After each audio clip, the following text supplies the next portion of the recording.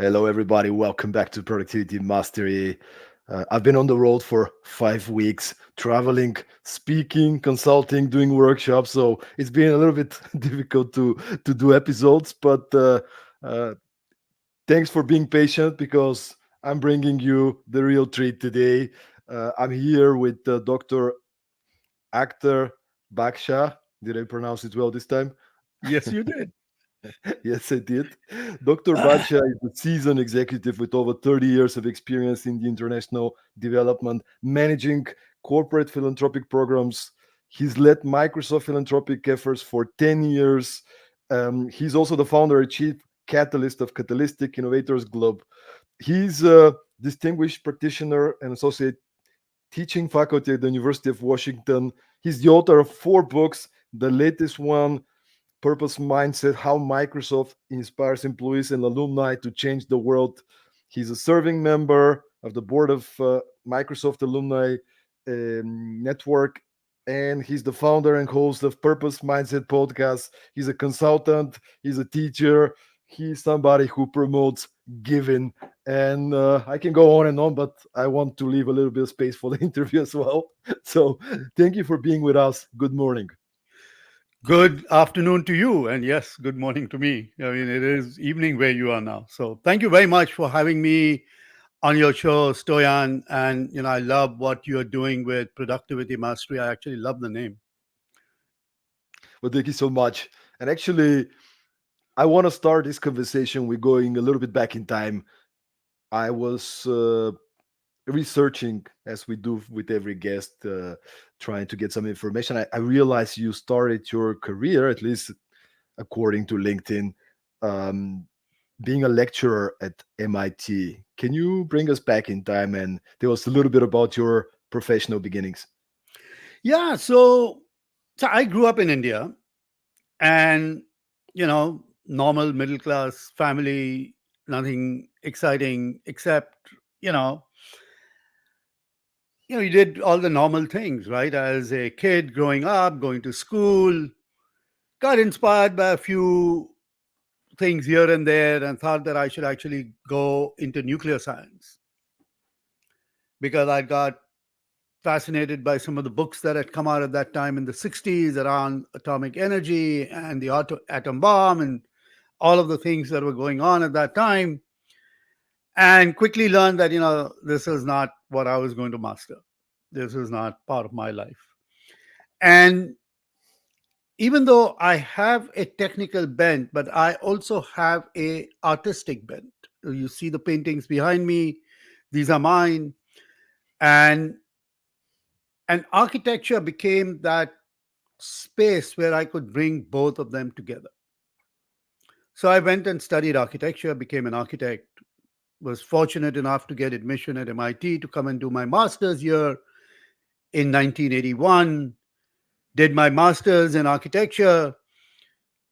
It's just serendipity, as most students do, that they are coming from the international environment. You are working to earn a living, to pay the fees, you know, because you can't afford the education otherwise. It's a bunch of scholarships, and then you're working. I was working in the office where the dean was sitting, and he was actually trying to start a new program, and just got me to start helping him on that. Do a little bit of research, go find out, go write this, go write that. And lo and behold, upon my graduation, he said, "We are launching this program. Why don't you help us teach here?"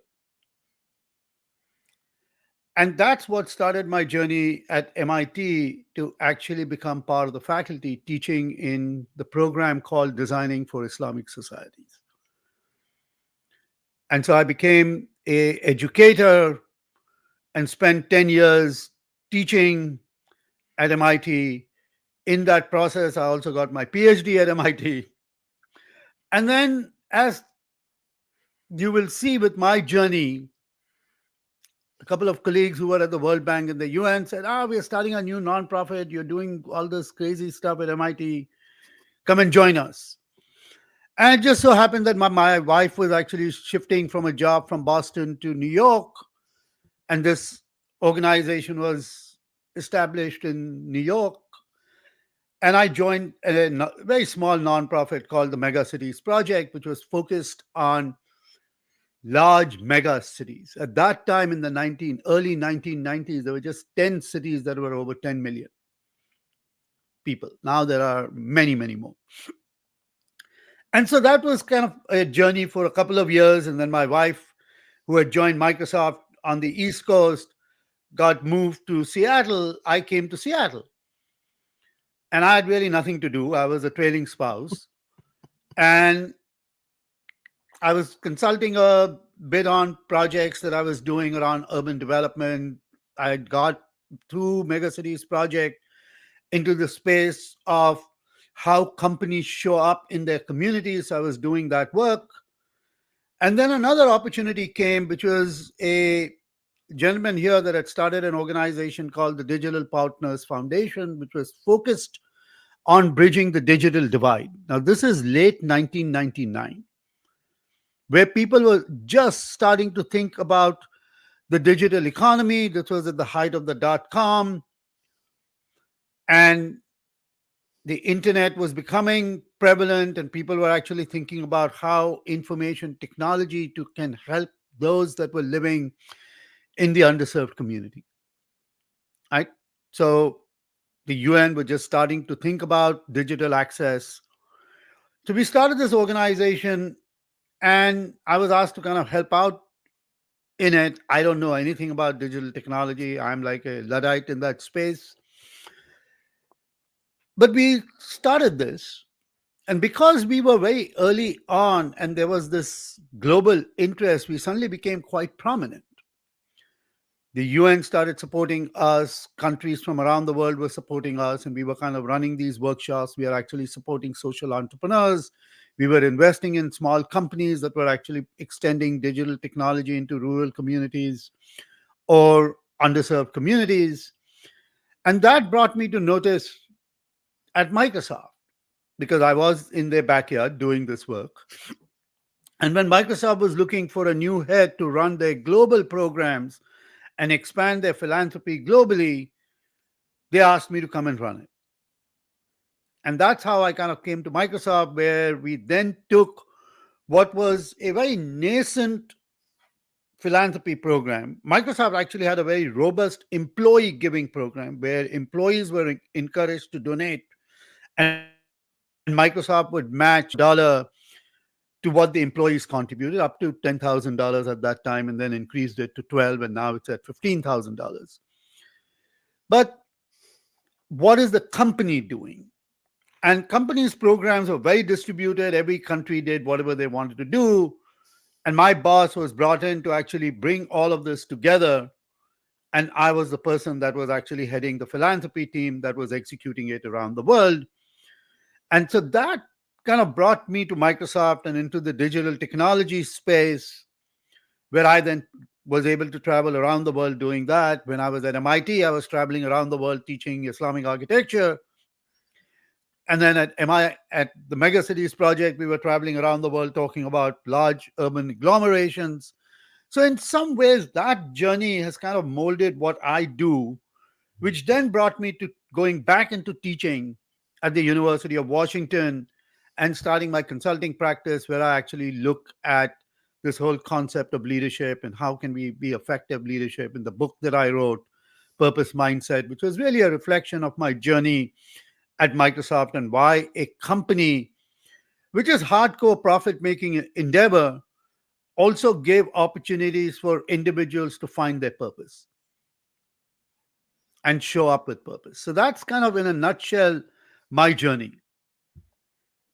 And let's maybe zoom in a little bit on that phase of your life and that part that you're describing in the book as well, which is connected to the programs that you've been building for Microsoft. Because I think there's many business owners, ambitious business professionals that are listening to that, and I hope we can give them an overview about how you can incorporate this purpose mindset and giving mindset while being an ambitious professional as well. So maybe if you can give us a, maybe some inside view of what you guys have been working on and some of the programs that you incorporated in Microsoft that you're proud of?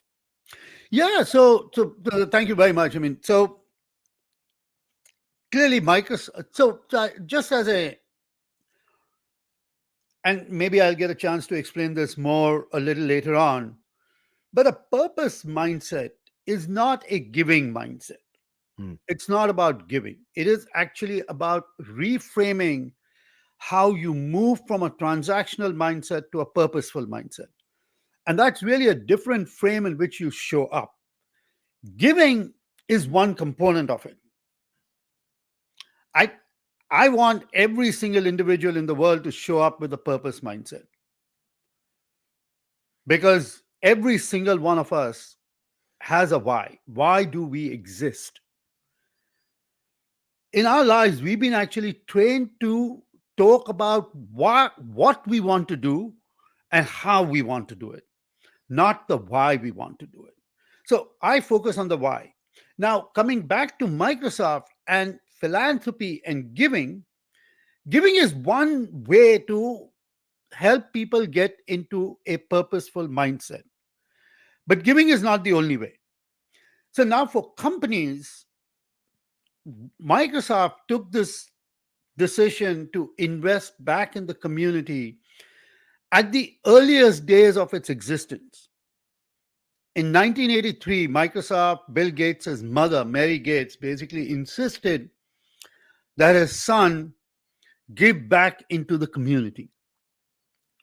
And she was a very well known philanthropist in the community, was sitting on boards of major nonprofit organizations here. And she basically encouraged her son to start a payroll deduction program for the United Way in King County, which was in the Seattle area, where employees could basically just say every month or every paycheck, take $10 and donate it to United Way. That's how it started. 1985, Bill Newcomb joins the company as their first legal officer. Okay. And he basically had also come from working with Bill Gates Sr. in his law firm. And he basically asked Bill Gates and John Shirley at that time, who was the president of the company, that he not only wants to focus on the legal part of the company, but he also wants to have a corporate affairs team, a industry affairs team, a community affairs team, and a government affairs team. And I understand government affairs, industry affairs, corporate affairs, because the business was growing. You needed to have relationships with the industry, the software industry, government affairs, because a lot of our products were IP protected. So you actually needed government relationships, corporations, because you were becoming a big player and you wanted to be part of other companies. But why community? So in my book, I actually explained that what Bill Newcomb said is that this is a company of people that are working 18 hours a day trying to change the world through technology. But they will establish roots here in this community. They will grow up in this community. They will get married in this community. They will have kids in this community. They will live in this community. We have to have a program that actually allows them to get engaged into the community. So the employee giving campaign was born out of the fact that it was just a way to get employees connected to their community. And the leverage and the incentive that were used was to say, if you donate to a nonprofit organization in the community of your choice, the company will match. Now, any company can actually do this. Hmm. A small company, a large company. I work with lots of young companies and help them think through it. You can cap the amount of money that is going out, right? You don't have to kind of keep it open. You can say $10,000 or $15,000 or $100,000, depending on the size of the company. But you are encouraging people to actually think outside of their work and into the community that they want to be engaged in. Today, most young people are actually coming into this already because in most schools, even to graduate, you have to do some volunteer activities. Right, so they are coming into the company. They are also doing that in college. They're working, they're volunteering, they're part of clubs. So when they come into a company, they're expecting this. So that's from a company perspective of how you can actually encourage people through an act of giving, volunteering time, financial resources to show up in the community. Now, when you think about it, every company, large or small, has four things it can do. It has its product, whatever that product may be, whether it is software, whether it is toothpaste, whether it is ties, whatever it may be. But that product has value to somebody in the community. And you can always give a little bit of your products to people that need it. Well, that's one way to think about it. Mm. But two, you also have an acumen, knowledge, right? That's why you're creating, if you are a Coca Cola, your biggest knowledge is water. So your employees can actually talk about the value of water, water purification, saving water, and that they can bring into the community because water is becoming such an important resource and we are depleting our water resources dramatically. So there is an acumen, right? Microsoft can bring in technology as an acumen. Microsoft also focuses on energy because it consumes a lot of energy. So it looks at how can it reduce. And so there is expertise in the company that can be brought to the community. Then you have the employees, right? And employees have time, employees have talent, and employees have treasure. Employees can also build teams. So they may actually not just do this individually, they can actually mobilize other people to do it together. So you can actually encourage people to go out in the community and depending on your status or stage in life, you might just volunteer your time, then you may actually volunteer your talent, then you might actually form teams, then you might actually say, I have now money, so I can also invest money. So you can encourage that in different ways. Then the company also has its own financial resources that it can bring. Big companies more, small companies less. And then you have the ability to actually provide certain expertise around advocacy, that you can actually advocate on behalf of an issue. Again, whether it's water, whether it's software, whether it is food, whether it is energy, you can actually bring that. And that community needs those professional resources. Now, as a company, if you combine all four, now you're actually showing up in the community with greater resources. So it's not just about giving cash. Mm. It is actually combining these four things that allows you to now show up in a way that you are actually saying to the community, we are part of it. We are not just using up space. Right? One can argue that, hey, we pay our employees pay taxes, that's all we need to do. But that was old thinking. That was the 1960s thinking. Our world has changed. Most of us actually live in our communities. We walk down the streets, we shop, our kids are in school. You know, when your house, it happens, right? When your house gets broken in, the police show up.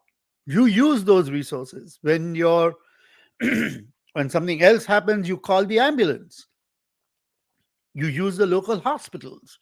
You use services. And all of that depend on you as a community to support. So if you're just only using it when we need to use it and don't support it, then you are actually not really showing up in the community. And companies are also quasi people because they're made out of people. They're made with people. They're not just a building. So that to me is what I want companies and your listeners to understand, that every single person can actually show up with these four things. We can come with our mind, we can come with our talent, we can come with our might, we can come with some resources, and we can actually mobilize resources. And if we all did that, then you suddenly see transformation that is happening even for you, where you're not just focusing on yourself, but you're actually focusing on extending the common good. We had the founders of organization called B1G1. I don't know if you are aware about their work. Great people, very loving, giving people. And one of the mindsets that they shared is the power of small. And sometimes we feel like, if you were running a startup, a small organization, that you can't make any change because we are so small. What difference is that going to make anyway, right? Like compared to all the problems in the world. And for me, that really changed my mindset when they were like, sharing this mindset of, if everybody gives a little, or not a little, but as much as they're able to, imagine the difference that we can make. So there's nothing like small, like every organization, a startup of 5 people, as you said, they can start doing something to the community.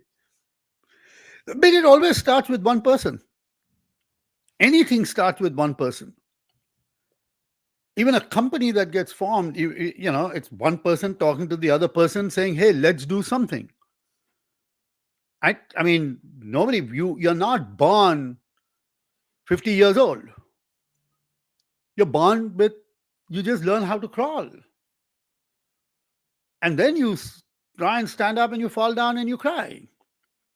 And you try and stand up again and then you fall down and you cry again. Nobody comes out of the womb and starts running a marathon. Right? We go through that phases. But we don't tell the kid, just keep crawling or just keep sitting down. One day you will run. Right? You'll be 10 years old and you'll be able to run. So why are we saying that to our organizations? Right? We can all show up. Just show up. It's only small people when they start small. I mean, just think of it. In the US, the Constitution was written by people who were in the 30s. We kind of see all these pictures of people looking old and we think, my God, but they all died very early. These are people in their 30s who actually founded the constitution of a country. Mother Teresa did not become Mother Teresa because she was like 80 years old.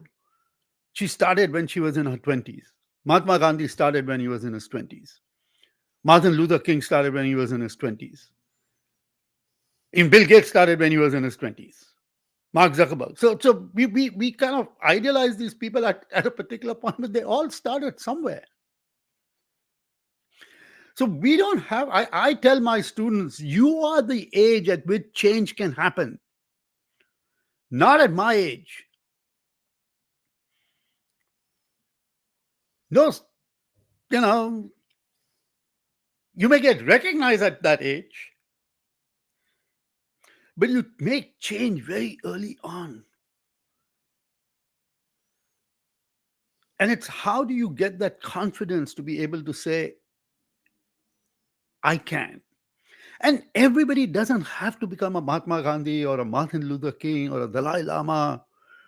We can all just do our small bit.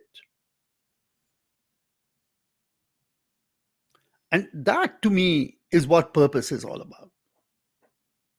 Is shifting your mindset from a transactional mindset where we've been taught to do, which is work hard, struggle, strive, work 18-hour days, so that we can have.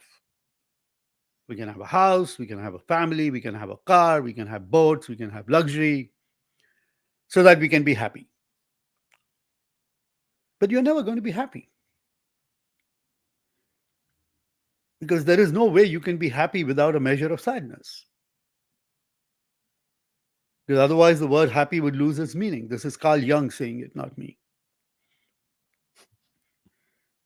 Right? So, how do you shift the frame where you're actually first trying to get people to understand what are your strengths and your values? And how do you show up with purpose and apply your strengths and values in everything you do? So, what you can then have is joy. not happiness. Happiness is a singular pursuit. So, and you could be happy, I may not be happy. But joy only comes as if you and I experience that joy together. You may experience joy with somebody else. You can't experience joy on your own. I can sit in my room and be happy. My wife can be sad. Right? But if you have to experience joy, both of us, if we are in the room and we experience joy, both of us have to experience it together. So joy you get when you actually do it with somebody else. So business, we spend way too much time focused on our customers, that they are your customers. How do we treat them as your fans? Because fans bring joy. You go to a sports stadium and they treat them as fans and they bring joy. Whether you lose the game or you win the game, but people go there to have joy because they're with somebody else. Even if you go alone, you're with somebody else. So, how do we actually think about that? And that's the work I do, is get people to move into just, of course, you have to grow and you have to learn and you have to continuously become better. But how do we actually get our values and our strengths and figure out our why and then show up with it every day in little things? Just smile at your neighbor. They get joy, you get joy. Slight rush. Talk to a stranger. See what's going on. We're just rushing and rushing from one destination to the other and not enjoying the journey. I have a very funny thing, right? I was, today's the supermoon. I woke up early in the morning. I was looking at my feed on my phone and I was seeing all these people posting pictures of the supermoon. And I was like, geez, I missed it. Right in front of me, I look west, was this big supermoon. Had I not just looked up, I would have missed it. It was right there in front of my window. I posted it on my Facebook post. And here I am saying, I'm engrossed in my little device and I'm not looking up. And then saying, hey, how come I'm not seeing it? So, how do we look up? Notice. And purpose is all about noticing. It's a great story, man. It's a great story. It's a great metaphor. We're so busy doing that we miss being. Yeah.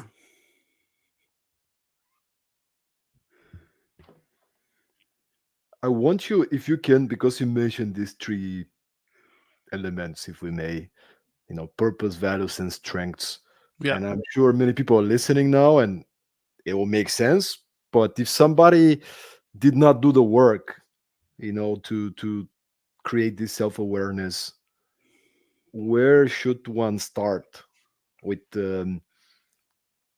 discovering what's my purpose? What would be some practical suggestions you can Yeah. offer? So we actually run these workshops for clients, for organizations, for individuals, for my students, for all sorts of groups. And it's a very simple exercise I get people to do. Here is what I want your listeners to do. Pick 3 words that are your strengths. 3 words. Should I do it now And or no? no, I mean you can pick 3 words and say, this is what I'm good at. I give people 20 words, they kind of pick from those 20 words, but pick any 3 words, right? You can be a connector, you can be an activator, you can be disciplined, you can be good at working under pressure, you can be strategic, you can be, however you want to think. And pick 3 words that are your strengths. And then 3 words that are your values: faith, compassion, diplomacy. These are all values, wit. So we give people 20 words each and get them to pick 3 of each. We know that we have more than 3 values, we have more than 3 strengths, but just for the purpose of this exercises, just pick 3. Or write down, if the 20 words that we've given are not, you don't resonate with, write down the 3 you resonate with. And we then tell them to write a purpose statement. My purpose is the change you want to see in the world, or the impact you want to have, which is your values, how you're going to do it, which is your strengths. And just write it down. Now, don't use all 3 words and all 3 strengths. It just become a run-on sentence. So my purpose, my personal purpose, and I want people to think about it as their personal purpose, not related to their work. What is your personal purpose? And my personal purpose is to bend the arc of humanity to make the world a better place.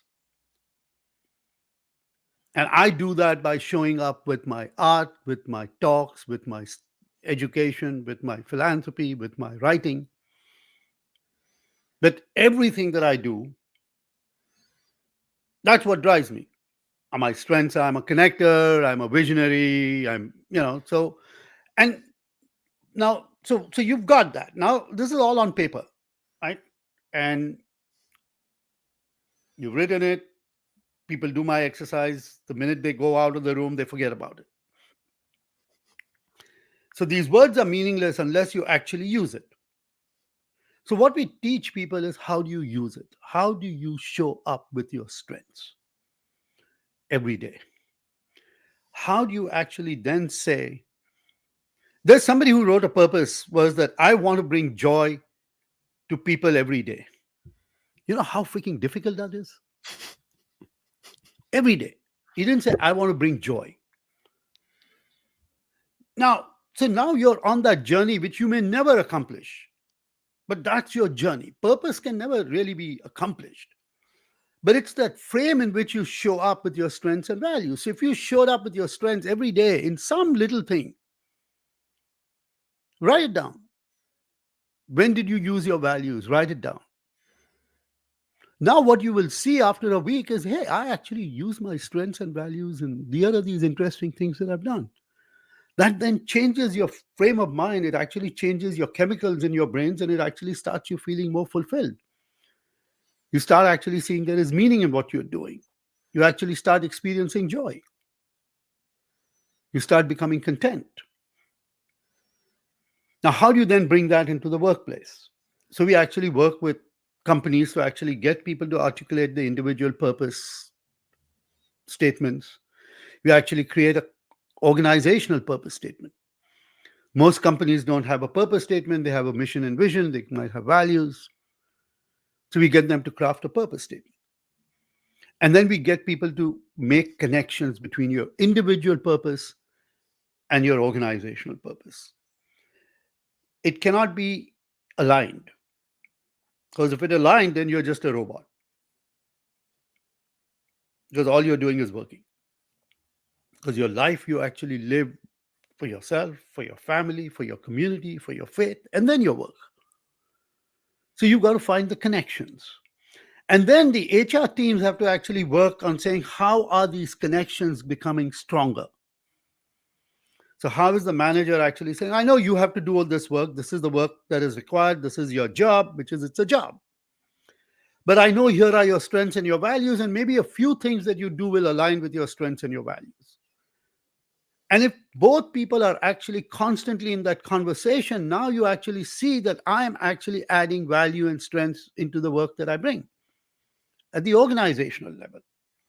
So when going gets tough, those connections, those muscles are strong. So when it turns, you will actually not break and you won't get dissatisfied. See, during COVID, 40, 50 million people actually left the workforce. because they're all looking for meaning in their work. McKinsey wrote an article which says, help your employees find purpose or they will leave.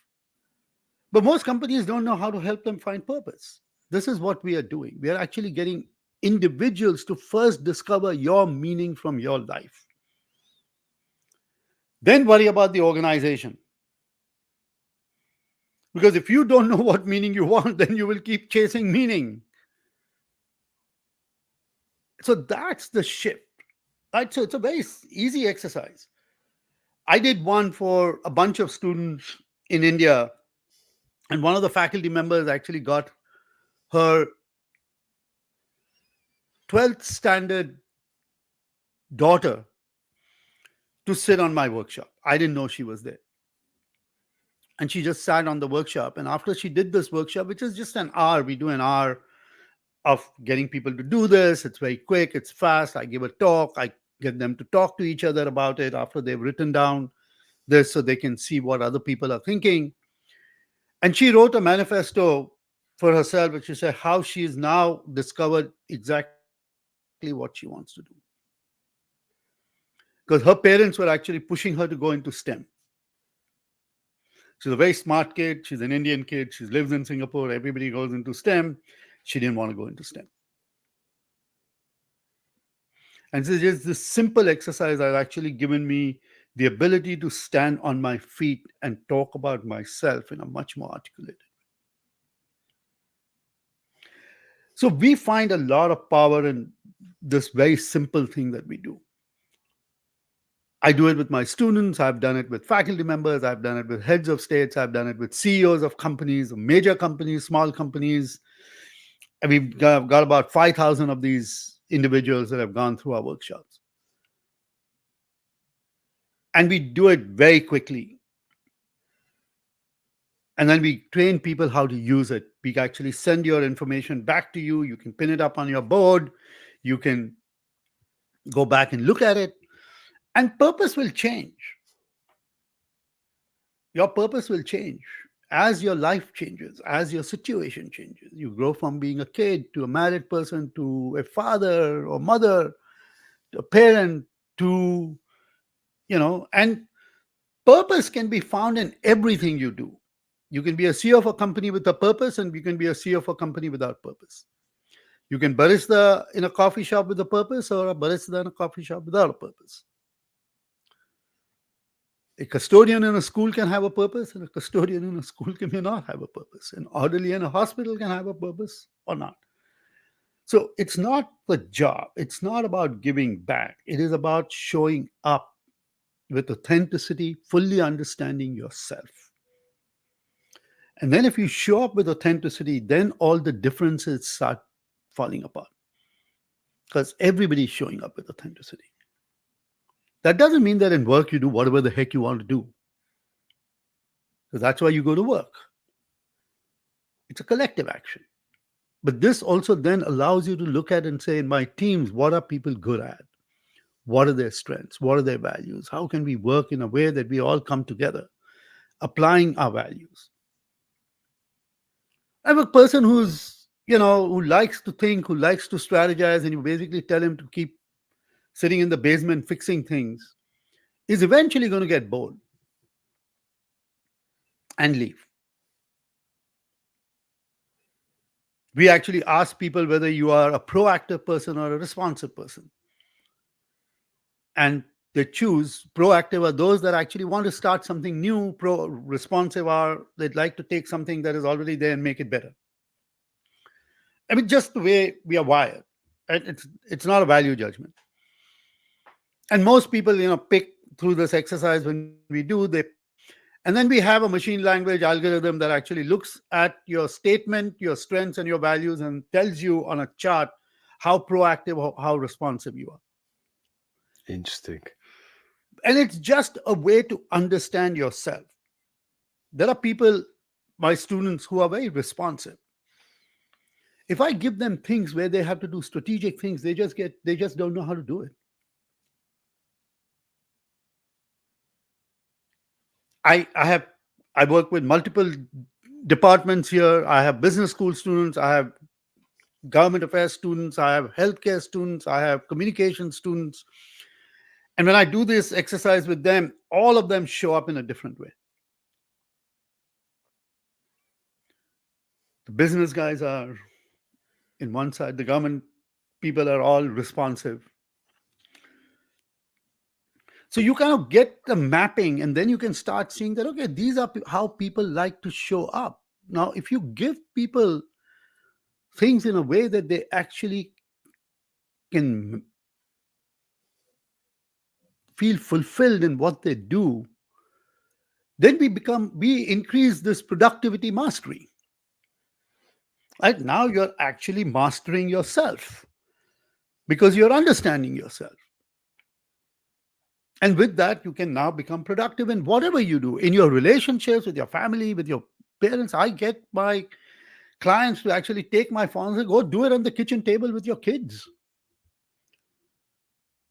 Craft a purpose statement for your family. What is your, why do you all exist?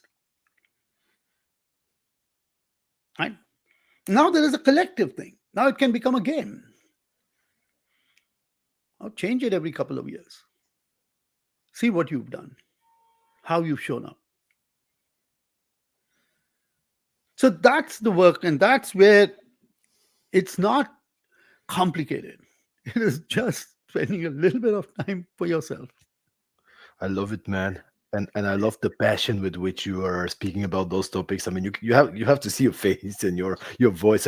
I love the passion you speak with it. And again, it sounds simple, but it's not something that you learn at school necessarily. No, But one thing I observe, and I just want to emphasize on that is, um, I mean, even when we started the podcast, for those of you who are watching the video podcast, in the background of actor, you can see these art pieces that he mentioned that he created. So looking at your background, right? A yes. little bit of architecture, professor, academic, non-profit organizations, being an artist, doing like there's so many different things if you think about it. And for somebody that doesn't know you, doesn't know your journey, they might be like, who's this guy? He's doing so many, like is he a jack of all trades? Why is he doing so many different things? But if you look closer, you are very self-aware, and all the things that you do are connected to your purpose and to your values. And I just wonder, do you think people are afraid to live their purpose because they're afraid to be judged, or you have to be focused, you have to stay in your lane, kind of? You've absolutely hit the nail on the head. We have trained our kids to not show up in the way they want to show up. We've actually stifled them. We put them in a box. We always ask them, what do you want to be? We don't ask them, who do you want to serve? Service doesn't mean philanthropy. Service doesn't mean, but somebody might say, I want to serve humanity through medicine. Now, you can be a doctor, you can be a nurse, you can be an orderly, you can be a bioscientist, you can be a writer. But first, what is it how do you want to show up? What are you? Then they can pick the journey they want to be on. Most of us have multiple skills. I'm not the only one that can do all these things. Some of us are musicians. Some of us learn to paint. Some of us are good in sports. Some of us are good at drama. We all have a different side to us. But we've been trained not to show that unless we are superbly good at it, because we are afraid that somebody will laugh at it. But that's part of your soul. If music is part of you, if you take that away, even if you're not that good at it, but it's part of you, That's what makes you live. Right? So now we are actually saying, everybody should wear a jacket and tie at work. Some guy decided, not even a woman, some white guy decided that that's the way we should all show up at work. And we follow that. Why are people in India in hot weather wearing a tie? Right. I mean, but that's the thing, right? So we are now all suddenly being asked to we are at work at this way. We cannot show our emotions at work. We cannot show our human side at work. We've got to be tough. We've got to be cutthroat. And then you suddenly walk home and then you say, hey, but you cannot be cutthroat at home. You got to be nice to people. You got to show your human side. And then we're kind of going mad every time. We got to kind of change the spots. And so purpose, kind of, I think it is a way to kind of get you to feel authentic. And now if everybody did that, the world would be so different. Right? People will talk about their music at work. The people will talk about, hey, I like to do this, and I'm good at that, and this is what I enjoy. And you say, hey, great, let's I'm a photographer. Right? Somebody is a very good photographer. We know at Microsoft there are amazing photographers. We created a book, photography book. We got people to actually just submit the pictures and we published books. There were cat lovers at Microsoft and we created cat calendars for them. There were dog lovers at Microsoft. We found people were interested in vintage cars and we created clubs for them. There were people who were interested in cooking. We got cookbooks that won one of the French prizes.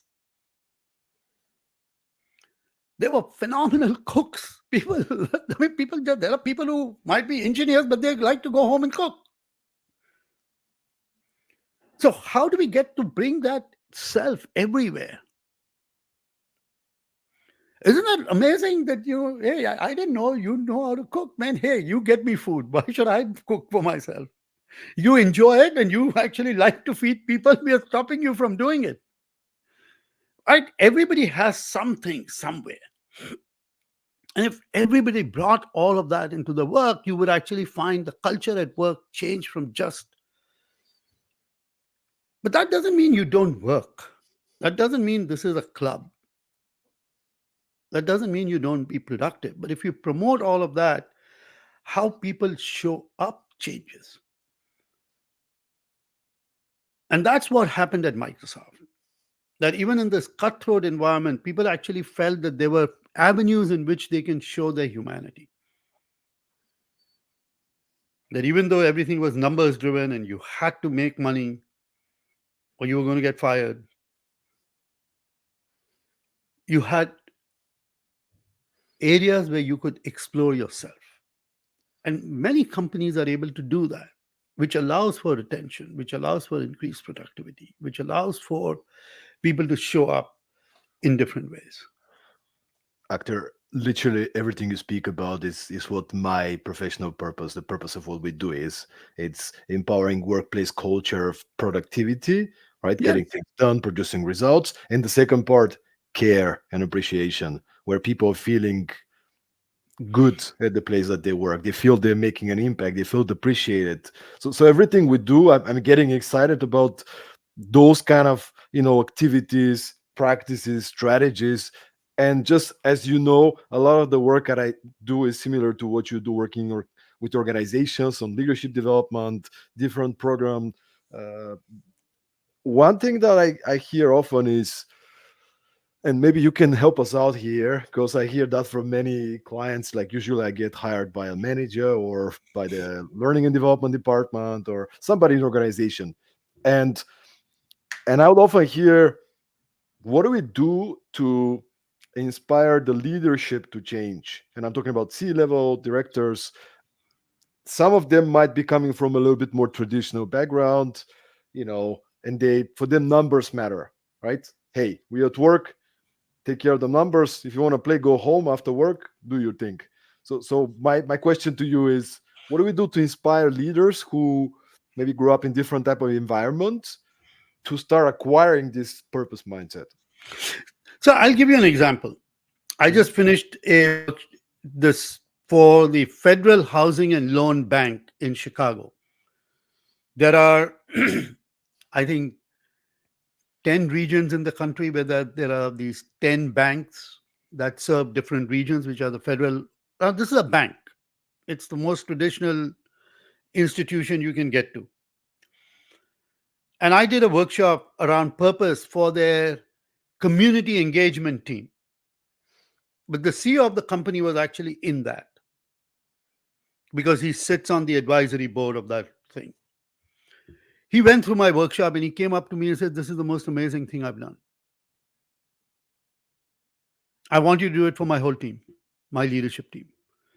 And we're going to craft a purpose statement for the bank." And we did that. Now, that doesn't mean that he's actually not going to look at numbers. He doesn't mean that he's actually not going to consider profitability. He's not going to suddenly say, "Oh, because we are a nice, kind, purposeful bank, we'll give away money to poor people and not worry about getting it back." Right? But he suddenly discovered that if I can get people to show up with a little bit of humanity, our work will become far better. That in my business, I have to have people who are driven by certain metrics. But if we just gave them the license to do a little bit different, how they do the metrics will actually improve because you're now connecting them to humanity. That the reason they exist is that they're actually giving loans to build housing, right? Which houses people, particularly lower income. They work with developers, they don't work with individuals. But it's this shift, right? So we've done it for the senior executive at Starbucks and her team. She's not suddenly saying, "Okay, we are not going to talk about numbers at all." I've done it for Microsoft. I've done it for startups. I've done it for, unicorns. I've done it with government agencies. I've done it with deans at universities and provosts so that the deans can actually start thinking about purpose and how they show up with purpose. So to me, it is not changing what you do. I don't want anybody to change their jobs. I don't want somebody to say, I've now got a purpose statement, I got to go find a new job. No company will hire me if they start losing people. I'm actually saying, how do you show up and do what you do in a far more effective way? We are focused on efficiency most of the time. Purpose allows you to move from efficiency to effectiveness.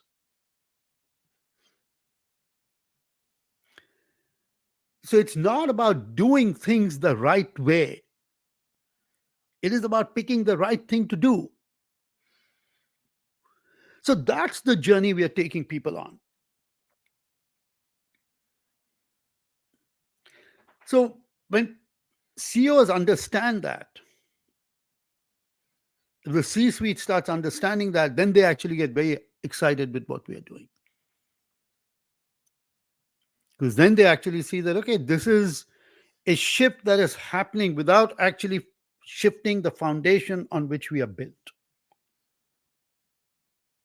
I'm not trying to take down that their structure and rebuild it.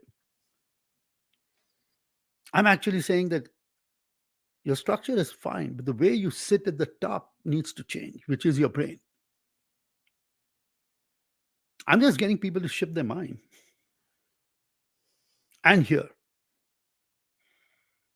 that's it. I'm basically just trying to get them to understand this so that they can show up differently from here. It reminds me, a few months ago, we were tasked to do a couple of training programs for a huge grocery store chain. So we had to work with the directors of each of the big grocery shops, and they wanted to improve how they do interviews, so to be more effective with interviews and onboarding. And when we were going through the process of interviewing, I asked them to do this exercise where they had to come up with stories where they include sort of like talk about the purpose, right? The purpose of, what's the impact that they make by running effectively these shops, right? And it was a revelation. I gotta tell you that they started coming up. Oh, the impact we're making to the community with having fresh products and food to everybody, like started thinking about that, and they're like everybody starting lightening up, right? Like it was like for the first time, because Correct. you get in the day to day, right? You're so busy operational things, and you're like, oh, I have to fix that and that. You forget that the work that you do, you're supporting so many people. Yeah, you're And putting you should food on people's tables. be putting. So that's the thing, right? So we did one for a company which is in the technology space, and we did it for the full executive team, from the Mm, CEO to the CTO to the founders, to the board, to about 55 people. And one of their board members was actually one of the senior execs at Deloitte. mm. So after the workshop was done and after everybody kind of wrote everything down in their shed, I asked any feedback. And this guy spoke. And this was actually the first time we were doing such a workshop. This was in 2001. I was scared. I said, okay, this guy is going to say the most idiotic thing I've heard. There's all this foo-foo, blah, blah, blah, blah.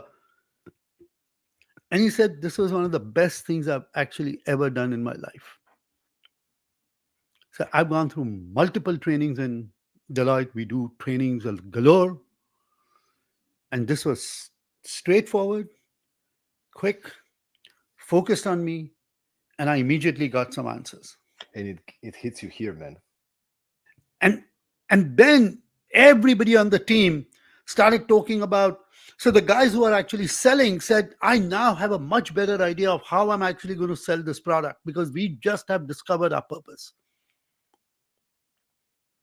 The technology guys are saying we actually now know what our purpose is. We will actually, they now use it as a first thing they do with all employees.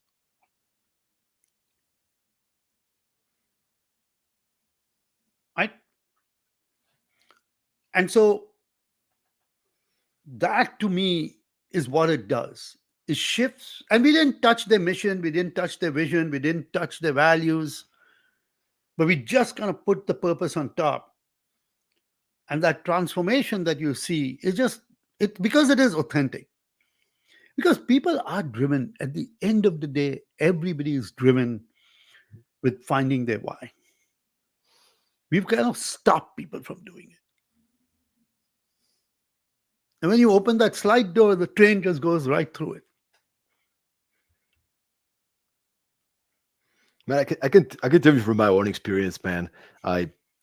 I have days that I get too much into the day to day, administration, paperwork. There's a new problem to solve, and you kind of, get off track a little bit and forget about the bigger picture. But then you kind of make a pause, and you're like, wait, why am I doing this? If I do my accounting and my administration, how is that going to serve other people, right? And you receive an email from a client, from somebody who saw you at the speech at a conference, and they share what they got out of it and how their life changed or their business changed thanks to this. And then you're back on, all right, I can do whatever. I can do whatever because I'm connected. Yeah. And again, I mean, I look, I also have to, while I'm teaching, I've got to go make calls. I've got to find the guests. They don't come, they do, give them parking codes, all of these things. But I got to create papers. There are lots of things that I don't enjoy doing. But you do it because you know there is something that drives you. And if you take that and reflect on it every week, then you actually, your brain changes. I then get frustrated about these small things. Yeah, of course you get frustrated. I get mad all the time, right? I scream, I hit the walls and all of that, but that's fine. But it should linger. So purpose is that whole. So the way I frame it is that purpose is the renewable source of energy that continues to drive humanity forward. Purpose is your battery. It's your switch. Just turn it on. There is no darkness. We all have a light switch. We can just turn it on. If your face is lighted, there is light. You can be sitting right now and be sullen and sad, and then you're in the dark space. You have the choice of creating the space you want to be in.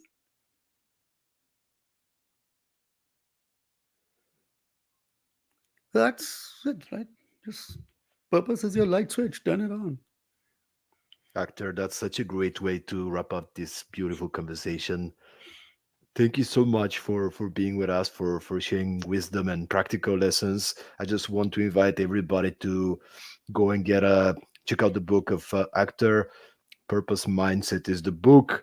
Purpose Mindset is the name of the podcast that he started, and he's running really fast, recording new and new episodes. So go check it out. And of course, if any business leaders are listening and might want to get somebody on board to help them out, to define the purpose, to create this purpose mindset in the organization, make sure to get in touch. Actor, where could people find you, get in touch, and learn about? Yeah, so I mean, it's very simple. I'm on LinkedIn, so just connect with me on LinkedIn, Akhtar Badshah. My our website is purpose-mindset.org, so you can go there. My podcast is called Living with Purpose. You can check it out on YouTube, Spotify, wherever it is. And yeah, just connect with me. LinkedIn is the best place to connect. Send me an email, akhtarb@outlook.com. There are lots of different ways in which you can get hold of me. I love it. Thank you so much for being with us, and thanks everybody for making it to the end of the episode. We'll keep recording, so make sure to subscribe on Spotify, Apple Podcasts, YouTube, any other major platforms. Thank you guys for being with us. Live with purpose, and let's keep performing. Ciao. Thank you. Ciao.